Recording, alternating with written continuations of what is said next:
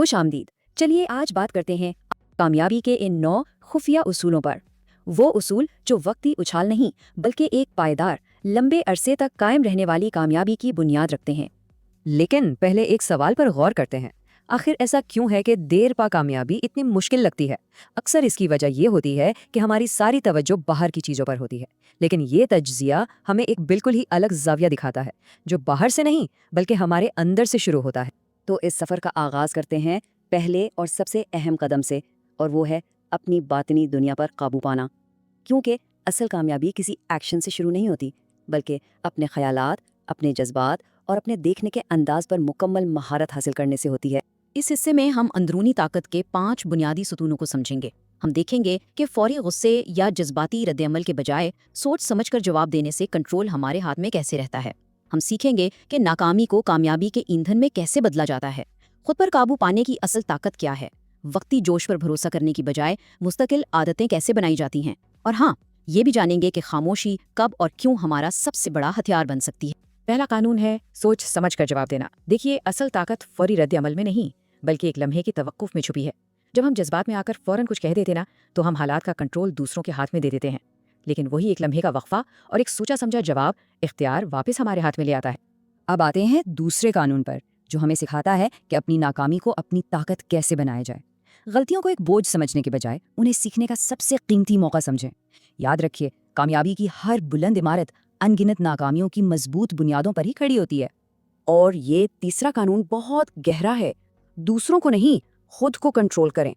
दूसरों को बदलने या उनके रद्द अमल को काबू करने की कोशिश में जो तवानाई लगती है, वो हमेशा ज़ाया होती है। इसके बजाय वही तवानाई जब खुद पर काबू पाने, अपने रद्द अमल को बेहतर बनाने पर खर्च की जाए, तो ये एक ऐसी ज़बरदस्त सरमायाकारी बन जाती है जिसका मुनाफा ज़िंदगी भर मिलता रहता है। चौथा कानून वक्ती जोश और मुस्तकिल आदात के फ़र्क को वाज़ेह करता है। ये स्लाइड इसे बेहतरीन अंदाज में दिखा रही है। वक्ती जोश या मोटिवेशन एक चिंगारी की तरह है जो भड़कती है और फिर बुझ जाती है, जबकि मुस्तकिल आदात एक ताकतवर इंजन की तरह हैं जो आपको रोज़ाना खुद ब खुद आपके मकासद की तरफ धकेलती रहती हैं। असल कामयाबी इसी इंजन से चलती है, चिंगारी से नहीं। पांचवा कानून हिकमत से भरा है। कम बोलें। अपने बड़े मंसूबे और ख्वाब हर किसी को बताने की ज़रूरत नहीं है, क्योंकि हर कोई आपके विजन को ना तो समझ सकता है और ना ही उसकी हिमायत कर सकता है। स्ट्रेटेजिक खामोशी आपके मकासद के गिर्द एक हिफाजती ढाल की तरह काम करती है, उन्हें बाहर की मनफी सोच और शकूक व शुबहात से महफूज रखती है। अच्छा, तो जब हमने अपनी अंदरूनी दुनिया को मजबूत करने के उसूल समझ लिए हैं, तो आइए अब देखते हैं कि इस अंदरूनी ताकत को बैरूनी दुनिया के आमाल और ताल्लुकात पर मौसर तरीके से कैसे लागू किया जाए, क्योंकि ये दोनों एक दूसरे के बगैर अधूरे हैं।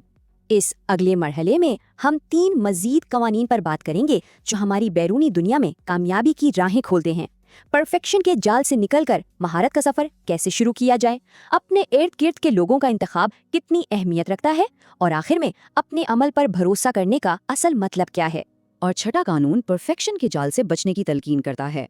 यहाँ देखें, परफेक्शन एक ऐसी नामुमकिन मंजिल है जो अक्सर हमें कुछ करने ही नहीं देती, क्योंकि हमें गलती करने से डर लगता है। इसके बजाय महारत हासिल करने पर तवज्जो दें, जो कि मुसलसल सीखने, गलतियां करने और बेहतर से बेहतर होने का एक ना खत्म होने वाला खूबसूरत सफर है। सातवां कानून हमारे माहौल यानी हमारी सोहबत की अहमियत पर जोर देता है। ऐसे दोस्तों और साथियों का इंतखाब करें जो आपको मुतासिर करें और आपका हौसला बढ़ाएं।